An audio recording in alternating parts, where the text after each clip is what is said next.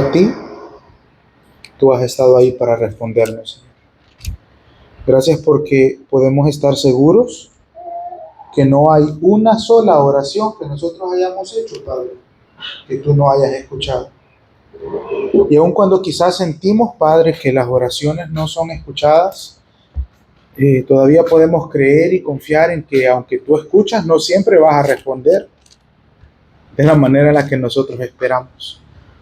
Así es que hoy, Padre, te pedimos que nos ayudes a ser pacientes, Señor. Que podamos aprender a esperar en ti. Que podamos aprender, Señor, que tus métodos son siempre mejores que los nuestros, Señor. Y que el plan que tú tenías para cada uno de nosotros se va a perfeccionar, nos guste o no nos guste, Señor. Gracias porque tu plan es mejor que el nuestro, Señor. Gracias por tu palabra, gracias por el Espíritu Santo que nos diste. Ahora que vamos a estudiar, Señor, la Biblia, te pedimos que nos guíes, que hables a nuestros corazones, Señor, y que podamos ser llenos de ti, Padre. En el nombre de Jesús. Amén. Vamos a ir a nuestro estudio y después vamos a hacer las demás cosas que tengamos pendientes para hoy. Los voy a invitar a que abran sus Biblias en primer libro de Samuel, capítulo 8. Primer libro de Samuel, capítulo 8.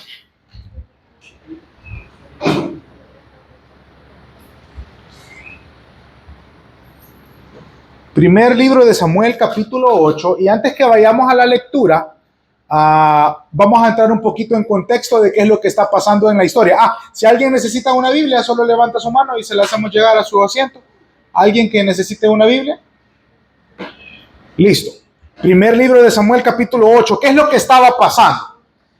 Hemos empezado con la historia del pueblo de Israel. Se ha establecido un nuevo liderazgo, ¿sí? El liderazgo que antes representaba Elí juntamente con sus hijos ya era historia pasada. El pueblo de Israel se había arrepentido, se había vuelto hacia Jehová y todo parecía indicar que ellos estaban teniendo tal vez no la mejor relación, porque no tenemos muchos detalles al respecto, la mejor relación con Dios, pero al menos tenían una relación con Dios. Ellos se habían arrepentido, habían abandonado a sus ídolos y por encima de todas estas cosas, como una cereza en el pastel o como un añadido a todo esto, Dios les había dado paz para con sus enemigos. Entonces, las cosas parecían que marchaban bastante bien, ¿sí? Y no sé si usted alguna vez en su vida se ha sentido de esa manera, como si todo está bien, ¿sí? Como que los problemas de repente se han disminuido,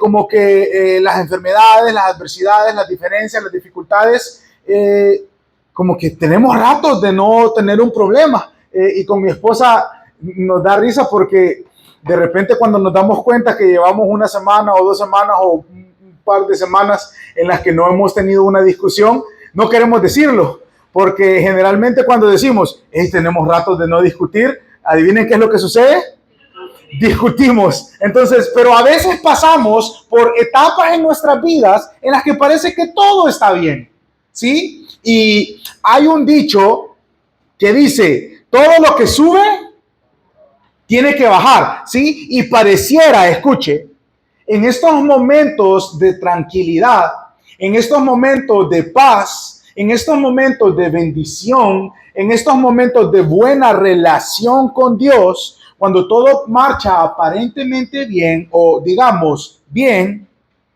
parece como si el ser humano, nosotros, tuviéramos en una extraña necesidad de arruinar todo lo que está bien. Y hay personas que lo llaman autosabotaje. No sé si alguna vez habían escuchado esa palabra, pero el autosabotaje es esa necesidad de arruinar lo que está bien. Algunas otras personas en el ramo de la psicología lo llaman tendencias autodestructivas. Es decir, que usted no sabe vivir bien. Es cuando de repente estamos bien y no sabemos manejar la bondad, o no sabemos manejar la estabilidad, o no sabemos manejar la paz. Entonces, no es una manera voluntaria, porque nadie dice, ay, qué aburrido estoy y tengo rato de no pelear, voy a empezar un pleito. No funciona de esa manera, pero hay una tendencia dentro de la maldad del corazón humano que nos inclina, ¿sí?, a dañar lo que está bien. Es casi como si en la vida, nuestras vidas estuvieran llenas de ciclos caóticos. ¿Qué sería esto? Bueno, un ciclo caótico sería, estamos bien, cuando estamos bien no sabemos estar bien y de repente pasa algo que nos lleva a estar mal. Cuando estamos mal, hacemos un esfuerzo por salir de esta situación difícil y volvemos a estar bien, pero tarde o temprano vamos a volver a estar mal. Entonces son ciclos repetitivos de caos en el que no sabemos manejar la paz, en el que no sabemos manejar las buenas circunstancias. En este tipo de ciclos, que son como una onda cíclica, va hacia arriba y hacia abajo, la única constante es Dios. Entonces, todo esto sirve como una introducción para saber qué es lo que va a pasar en esta historia. Con esta introducción, ustedes van a poder determinar. Hemos dicho, el pueblo de Israel parecía estar bien. Había paz, había un buen liderazgo, tenían una relación con Dios. Pero dijimos que todo lo que sube tiene que bajar. A este punto, usted ya tiene más o menos una idea de cómo va a ir la historia de este estudio, ¿sí? No le va a ir bien al pueblo, no va a ser una historia feliz como lo fue la de la semana pasada, ¿sí? La semana pasada era una historia de arrepentimiento, era una historia de redención, era una historia de cómo el Señor había salvado a su pueblo con mano poderosa. Esta historia va a ser todo lo contrario. Dice el versículo 1 del capítulo 8, vayan conmigo. Aconteció que habiendo Samuel envejecido, puso a sus hijos por jueces sobre Israel. Entonces, ¿qué es lo primero que notamos en este versículo? Que Samuel era un anciano, ¿sí? Un viejito, había envejecido. Ahora, hagamos un cálculo rápido para saber más o menos cuánto tiempo había durado la vida activa de Samuel. ¿Se acuerdan que platicamos hace ya varias semanas cuando Dios llamó a Samuel? ¿Se acuerdan de ese estudio? Cuando le dijo, Samuel, Samuel, y Samuel todavía no sabía identificar la voz de Dios. Dice la historia que era un muchacho, era un niño prácticamente. Los estudiosos dicen que tenía tal vez entre unos 13 a 15 años. Digamos que tenía 15. Ok, a los 15 años Samuel empezó su ministerio. Si la Biblia lo llama anciano, como no nos dice cuántos años tenía, ¿cuántos años dirían ustedes que tenía para que la Biblia lo considere un anciano o un viejo? 80, dice Franklin.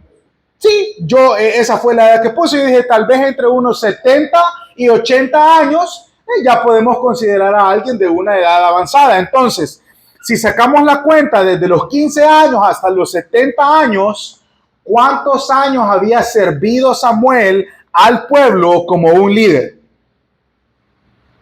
A ver quién puede hacer la cuenta de los 15 hasta los 70. Franklin, te veo escribiendo.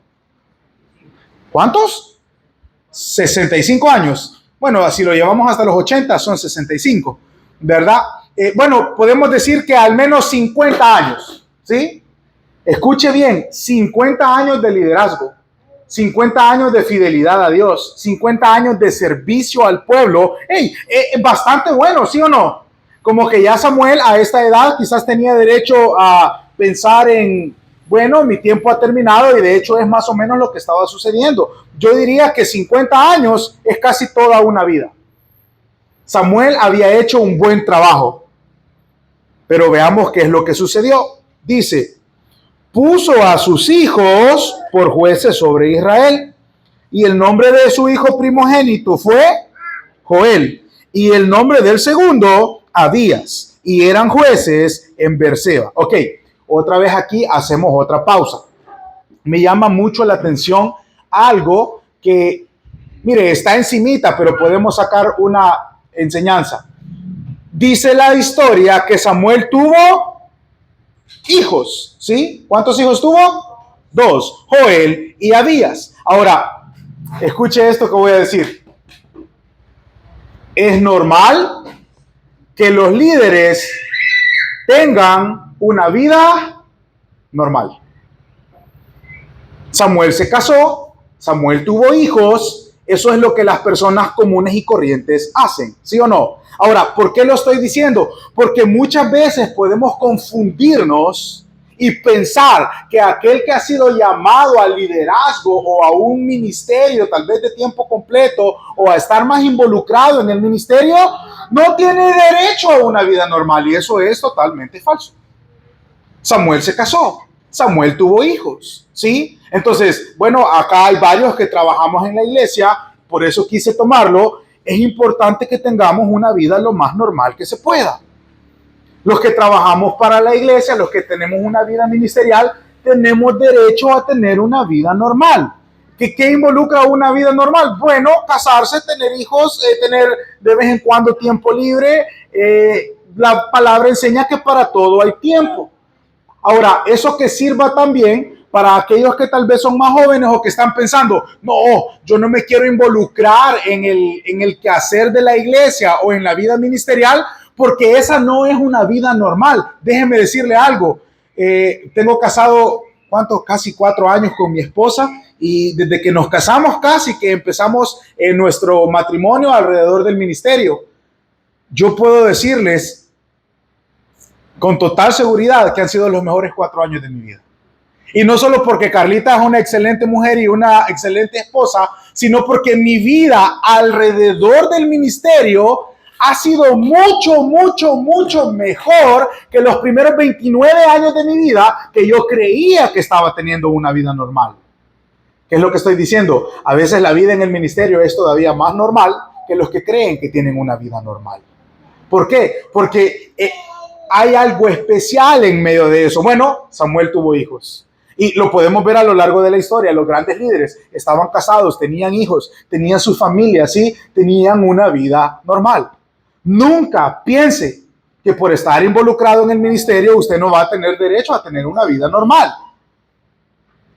Estamos llamados a vivir vidas normales. ¿Sabe qué fue lo que hizo Jesús? Vivió una vida normal. Por supuesto, sin pecado, pero una vida normal. Jesús tuvo hermanos y hermanas. Jesús fue hijo, Jesús fue amigo, Jesús fue maestro, ¿sí? Jesús fue ciudadano. ¿Se acuerdan cuando le vinieron a cobrar los impuestos y los tuvo que pagar? Dígame si eso no es una vida normal. ¿Por qué? Porque a las personas normales les cobran impuestos. El punto es que el ministerio también te da derecho a tener una vida normal. Y yo me alargo a decir una vida incluso mejor de lo que pudiera ser una vida normal. Ahora, vámonos otra vez a la historia. ¿Cómo se llamaban sus hijos? Joel y Abías. Déjenme decirle, porque en la Biblia todos los nombres tienen un significado. El nombre Joel significaba hombre de Dios. Ese era el primogénito. Por supuesto, Samuel era un hombre de Dios, le puso a su hijo un nombre espiritual. El nombre era Joel y su nombre significaba hombre de Dios. Luego tuvo su segundo hijo que se llamaba Abías. Abías significa Dios es mi padre. Ahora, si tenemos que juzgar a los hijos de Samuel por sus nombres, ¿eran buenos hombres o malos hombres? Por sus nombres solamente. Eran excelentes, ¿verdad? Dios es mi padre, etcétera. Ahora, según lo que dice la historia, no solamente lo que significaba su nombre, sino la vida que ellos hicieron, dice el versículo 3. Pero no anduvieron los hijos de Samuel por los caminos de Samuel. Antes se volvieron tras la avaricia, se dejaron sobornar y pervirtieron el derecho. Entonces yo digo, ok, Samuel, te felicito por haber tenido una vida normal, te felicito por haberte casado, por haber tenido hijos, pero ¿cómo le fue a sus hijos? ¿Siguieron el ejemplo de Samuel? En parte sí, porque dice que fueron establecidos como jueces, pero en realidad no, porque mientras que Samuel era un buen líder, Joel y Abías eran malos líderes. Y es que hay algo que es interesante, y es que la Biblia, escuche, en ningún lugar demuestra que exista una regla general para padres e hijos. ¿De qué estoy hablando? La Biblia no garantiza que si usted es un buen padre y es un buen ejemplo, va a tener buenos hijos. Tanto como la Biblia tampoco enseña que si usted es un mal padre, automáticamente sus hijos van a ser malos. ¿De qué estoy hablando? Llega un momento en nuestras vidas, escuche, porque la mayoría acá somos jóvenes, llega un momento en sus vidas en el que ustedes ya no pueden culpar a sus papás por quienes ustedes son. Mientras eran niños, probablemente, pero llega un momento en la vida adulta de las personas en la que nuestra relación con Dios y nuestra calidad de vida no depende de nuestra infancia. ¿Por qué lo digo? Porque los hijos de Samuel tuvieron la mejor infancia, ¿sí o no? ¿Quién mejor papá que Samuel? Eso no garantizó que ellos se convirtieron en buenos hijos. Y por el otro lado, haber tenido un mal padre, como hay muchos ejemplos en el libro de los Reyes y en el libro de las Crónicas, tampoco garantiza que van a ser malos hijos. La Biblia en ningún momento enseña que el buen papá va a tener siempre buen hijo y que el mal papá va a tener siempre mal hijos. Porque llega un momento en el que nosotros tenemos que tomar nuestras propias decisiones. Ahora, algo que sí es importante que reconozcamos es, como hijos, al ser adultos, debemos aprender a tomar decisiones. Y escuche, quizás usted nunca había escuchado esto. Así que escúchelo con mucha atención. Si usted creció en un hogar disfuncional, digámoslo así, un hogar que no es el mejor ejemplo. Quizás usted sufrió en su infancia, en su adolescencia, incluso en su adultez, quizás su mamá no fue el mejor ejemplo, quizás su papá no fue el mejor ejemplo, quizás usted ni siquiera tuvo papá, quizás usted le crió a su abuela. Escuche esto, usted no está obligado u obligada a repetir el ciclo. Solo porque usted tuvo una mala vida no quiere decir que su vida tiene que seguir siendo mala. No quiere decir que sus hijos tienen que tener una mala vida como usted la tuvo. Porque Jesús se encarga de romper los ciclos de las personas. Así que si usted nunca había escuchado esto, esta es información que libera.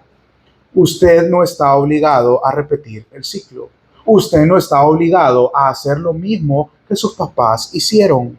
Usted no está condenado a cometer los mismos errores que las personas que le criaron cometieron. Porque si alguno está en Cristo, nueva criatura es. Las cosas viejas pasaron, y aquí todas son hechas nuevas. Este es un ejemplo contrario, pero es importante que lo reconozcamos.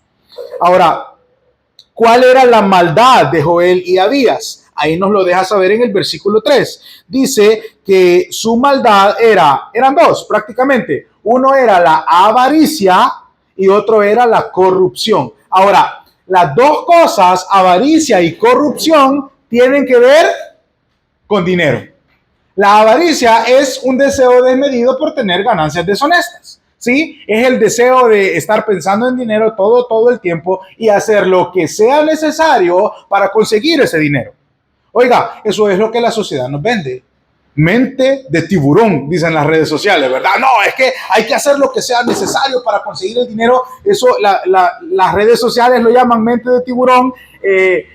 ¿Cómo se llama? El capitalismo lo llama mente de tiburón. La Biblia lo llama avaricia. El hacer lo que sea necesario para conseguir ganancias deshonestas, eso es avaricia y eso es pecado. Y la corrupción es abusar de su posición, abusar de los privilegios que usted tiene para hacer dinero. Eso es lo que estaban haciendo estos muchachos. Les pregunto, ¿lo habrán aprendido de su papá? Difícilmente, ¿verdad? Entonces, otra vez, los errores y los pecados que hay en su vida, no todos son culpa de sus papás. Ya no estamos chiquititos para seguirle culpando a nuestros papás por las decisiones que tomamos. Somos adultos. Ya hace bastantes años que empezamos a tomar nuestras propias decisiones. Y si es cierto que esas experiencias influyeron en nuestro proceso de tomar decisiones, pero ya no son culpables nuestros papás de eso. Entonces, dos consejos respecto a la historia de estos muchachos. El primero, el amor al dinero, dice la palabra, es la raíz de todos los males. Cuidado con el dinero. El dinero no es malo en sí, el problema es el amor al dinero y el deseo desmedido de obtener dinero a toda costa. Segundo, no abuse de su condición. Estos muchachos estaban abusando del poder que les era asignado. ¿A quiénes se recuerdan ustedes cuando escuchan a estos dos? A los dos hijos de Elí, ¿verdad? Que se aprovechaban de quienes ellos eran, de quién era su papá, para poder hacer lo que se le daba la gana. Mire, no abuse de su condición, no abuse de su privilegio. ¿Sabe por qué? Porque la vida da vueltas. Y probablemente hoy usted tenga un privilegio, hoy usted tenga una condición preeminente, pero usted no sabe dónde va a parar la rueda. Luego vamos al versículo 4 y 5, dice, entonces, hasta ahorita nos han planteado la situación, ¿sí? Samuel es anciano, tenía dos hijos, los dos hijos estaban en la línea de sucesión para convertirse en líderes del pueblo, pero no eran buenos líderes. Entonces, versículo 4, todos los ancianos de Israel se juntaron y vinieron a Ramá para ver a Samuel y le dijeron, he aquí, tú has envejecido y tus hijos no andan en tus caminos. Hasta aquí. ¿Tenían razón o no tenían razón los ancianos? Por supuesto que tenían razón. Samuel era viejo, es decir, no los iba a poder seguir guiando por un tiempo prolongado y los hijos de Samuel no andaban en buenos caminos. Por tanto, dice, constitúyenos ahora un rey que nos juzgue como tienen las demás naciones. Ahora, aquí, ¿qué es lo que está pasando? El pueblo está pidiendo un rey. Y este es el punto central de la historia. El pueblo, el liderazgo del pueblo, los ancianos, no es que eran un montón de viejitos, ¿verdad? Sino que los ancianos eran los líderes que representaban a la comunidad del pueblo. Ellos estaban pidiendo un líder. Y yo le pregunto, ¿está bien o no está bien que ellos pidan un líder? Está perfectamente bien. Ellos estaban velando por la continuidad del liderazgo. Es más, ellos no solo estaban pidiendo un líder, ellos estaban pidiendo un rey. Ahora, déjeme decirle que en la mente de Dios ya estaba que Israel iba a tener un rey. Desde Deuteronomio 17, estamos hablando unos 600 años, no, más, como 800 años antes de este momento, Dios ya había dicho que en algún momento el pueblo iba a tener un rey. ¿Cuál era el problema? Que ellos querían el rey ahorita. ¿Cuál era el problema? El problema era el motivo que ellos tenían en su corazón para pedir un rey. Y los motivos eran dos. Primero, ¿cuál era el trabajo de un rey en aquel entonces? Los reyes eran líderes militares, ¿sí? El rey no es como usted se lo imaginaría, ¿verdad? Que se sentaba en un trono con una corona a disfrutar de su reino. El rey, su principal trabajo era liderar a los ejércitos para salir a la guerra en contra de otros reinos, ¿sí? El propósito de tener un rey era el tener una estructura de seguridad y de protección alrededor del pueblo. Ahora, yo le pregunto, hasta este punto de la historia, ¿quién había sido la figura de protección y de seguridad alrededor del pueblo de Israel? Dios, ¿sí? No Samuel, había sido Dios. Entonces, cuando ellos se levantan y piden un rey, ellos están diciendo, ya no queremos que nos cuide Dios, ya estamos grandes, nos podemos cuidar solitos. ¿Se han fijado que eso pasa con los niños? ¿Sí?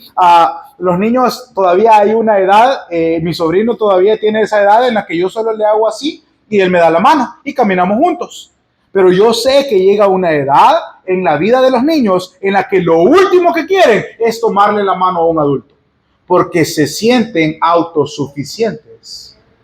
Y esto es lo que el pueblo estaba demostrando. Ellos estaban diciendo, sí, ya aprendimos, ya entendimos, ya sabemos tomar decisiones, ahora déjenos vivir como se nos da la gana. Ellos no le estaban dando la espalda a Samuel, ellos no estaban buscando una protección, ellos estaban dándole la espalda a Dios. ¿Por qué? Porque hasta este punto Dios había hecho un perfecto trabajo protegiéndolos. Dije que habían dos problemas en esta petición. La primera era esa, ¿sí? Que ellos le estaban dando la espalda a Dios, ellos estaban creyéndose más de lo que en realidad eran. Ellos estaban diciendo, Señor, ya no te necesitamos, ya aprendimos. El segundo dice en el versículo 5, danos un rey como tienen todas las demás naciones. El segundo problema es que ellos querían ser igual que los demás pueblos. El deseo de seguir la moda, diríamos, ¿verdad? En un español más sencillo, pero al mundo. Ellos querían ser igual que los demás pueblos. Ellos querían seguir la corriente, ¿sí?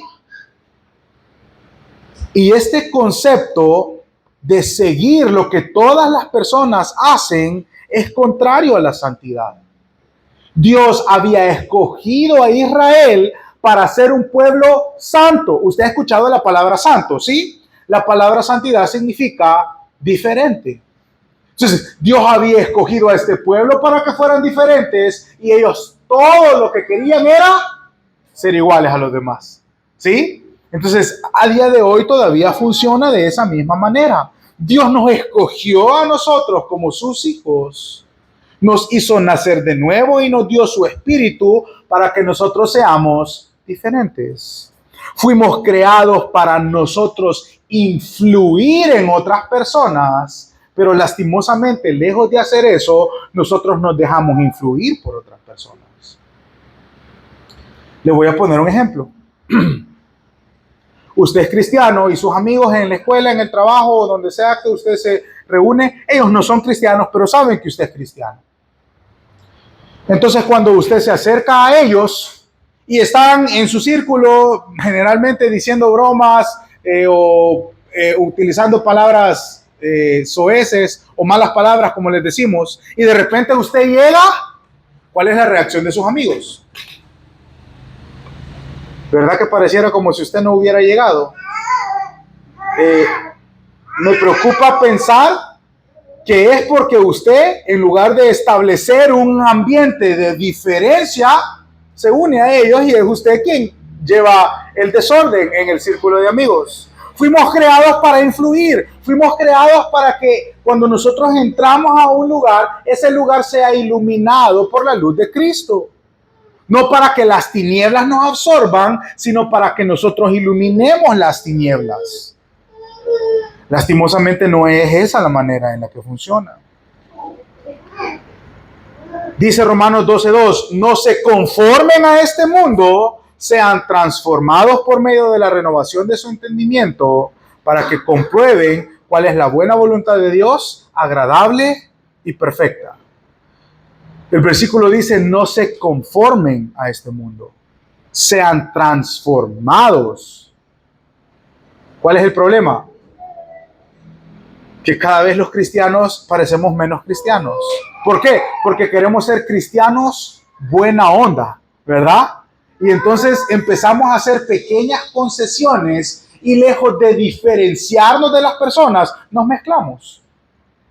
De tal manera que usted se puede identificar como cristiano cuando está aquí en la iglesia, porque está aquí en la iglesia, pero salido de este lugar, nadie pudiera saber si usted es cristiano o no. Y ustedes bien saben que nosotros en nuestra iglesia no nos identificamos como cristianos por la forma de vestirnos. Porque por supuesto que si usted me ve en un supermercado, en un banco o en un bus vestido de esta manera, lo último que a usted se le va a ocurrir es que yo soy pastor. Porque nuestra identificación con Cristo no se trata de una apariencia exterior, sino de la transformación y de la renovación de nuestro entendimiento. Es la manera en la que nos comportamos, es la manera en la que nos conducimos, es la manera en la que hablamos, es la manera en la que reaccionamos. Eso es lo que nos identifica como cristianos.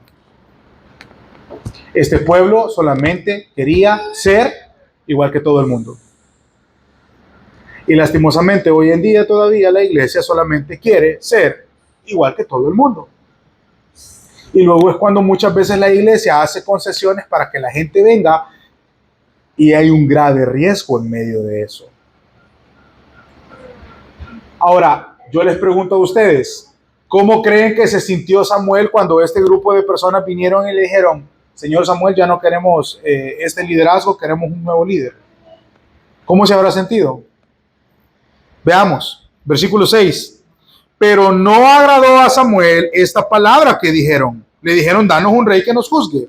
Y Samuel oró a Jehová y dijo Jehová a Samuel, escucha la voz del pueblo en todo lo que te digan, porque no te han desechado a ti, sino que a mí me han desechado para que yo no reine sobre ellos.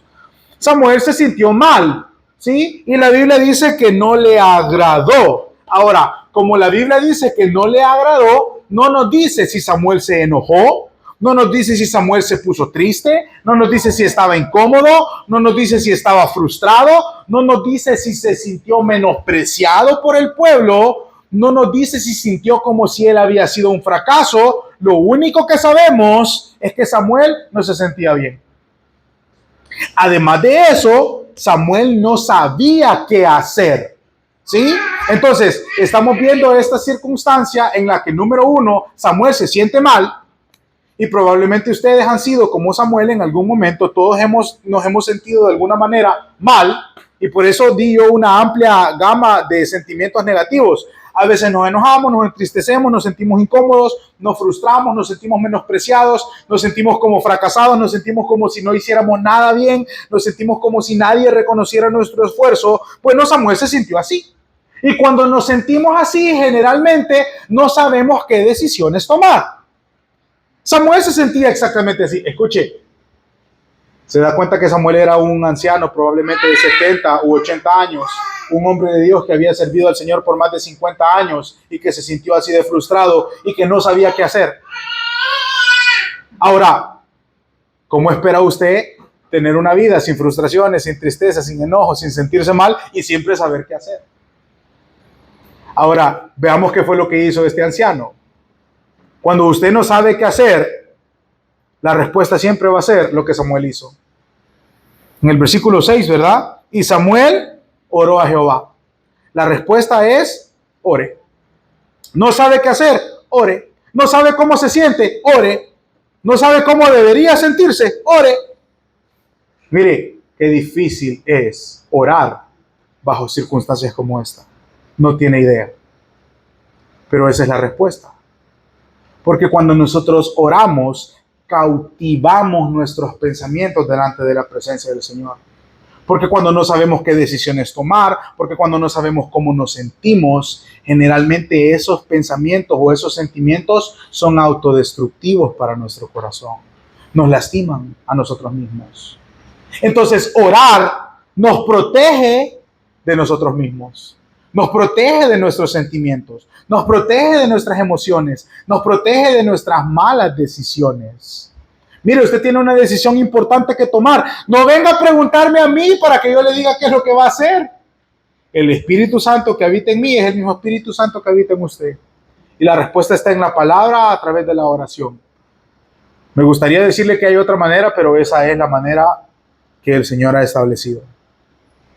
Del versículo 7 al 9 vemos la respuesta del Señor, lo acabamos de leer. El Señor dijo 3 cosas. La primera fue, haga lo que le están pidiendo.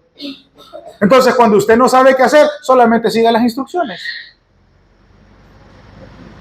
No se trata de que usted invente la rueda, ¿verdad? Han escuchado esa expresión. No se trata de que usted se invente una nueva manera de hacer las cosas. Solamente haga lo que se le ha pedido que tiene que hacer. Siga las instrucciones. Segundo, el Señor está consolando a Samuel y le está diciendo, no es tu culpa. No te han desechado a ti, no ha sido tu error, son ellos los que me han desechado a mí. Entonces me encanta porque el Señor le dice, ok, número 1, no se complique la vida, solo haga lo que tiene que hacer. Número 2, tranquilo, que no es el fin del mundo, ¿sí? Ya va a pasar, esto no es con usted, no es culpa suya, no lo han desechado a usted, me han desechado a mí, le dijo el Señor. Tercero, eso sí, les vas a dar lo que pidieron, no sin antes advertirles cómo les va a ir cuando reciban lo que están pidiendo. Ahora, quiero detenerme un segundito en esta frase que el Señor dice, no te han rechazado a ti, porque necesitamos reflexionar un poquito sobre eso. ¿Sabe qué es lo que sucede cada vez que usted escucha un consejo o escucha la voluntad de Dios o escucha la palabra de Dios y usted abiertamente decide no cumplirlo? Usted no está rechazando a un predicador, a un líder, a su papá, a su mamá, a su jefe, a su amigo, a su consejero. Usted está rechazando al Señor. Por eso,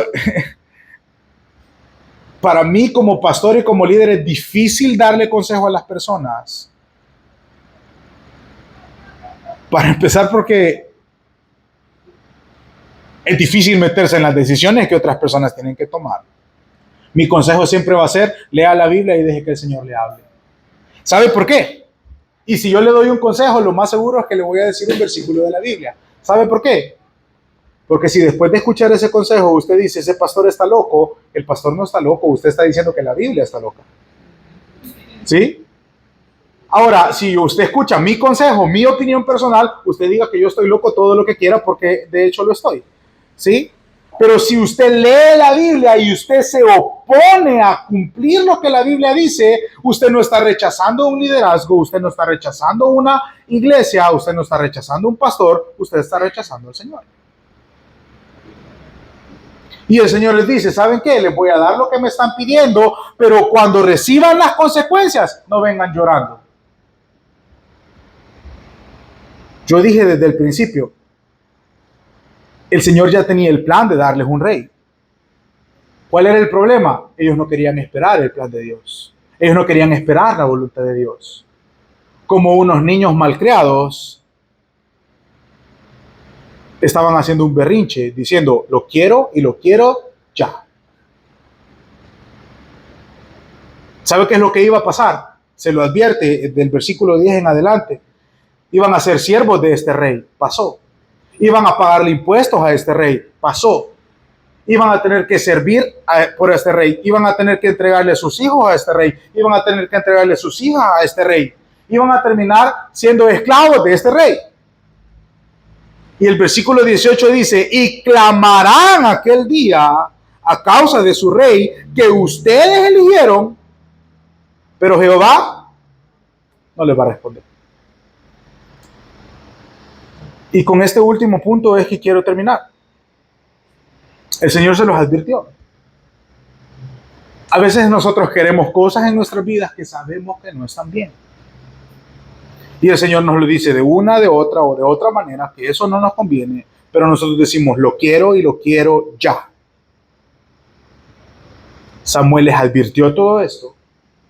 Y el versículo 19 dice, después de todas las advertencias, después de que Samuel les dijo, por favor no lo hagan, tengan paciencia, esperen el plan de Dios, esperen en el momento del Señor, la bendición que el Señor les quiere dar, porque si ustedes deciden esto, cuando les vaya mal, van a llorar, van a sufrir, van a orar, el Señor no los va a escuchar. Y vea la respuesta, versículo 19. Pero el pueblo no quiso oír la voz de Samuel y dijo, no, sino que queremos rey sobre nosotros.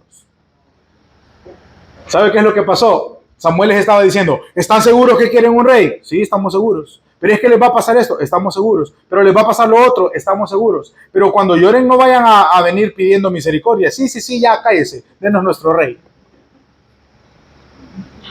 A veces nos comportamos de esa manera y queremos acelerar los tiempos de Dios. Déjeme decirle algo, no ha nacido una persona que pueda acelerar el proceso de Dios. El Señor tiene un plan maravilloso preparado para usted. Suena casi como que fuera mentira, pero es cierto. Digo, ¿por qué digo que suena casi como que fuera mentira? Porque lo hemos oído un montón de veces y a veces se siente como si Dios no tuviera un plan.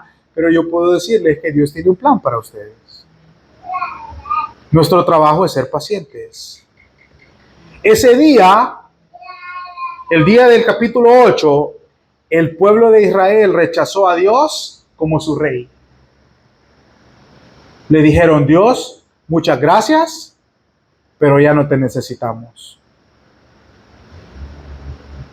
¿Sabe cuál es el problema? Que nosotros hemos hecho lo mismo, que nos hemos alejado. Hemos querido hacer nuestras vidas a nuestra medida, en nuestro ritmo, en nuestra propia forma. Hemos querido cumplir nuestro propio plan para nuestra vida como si la vida nos perteneciera. ¿Sabe qué es lo que olvidamos? Que nuestra vida fue comprada con un precio. Y hoy es un buen día para recordar eso.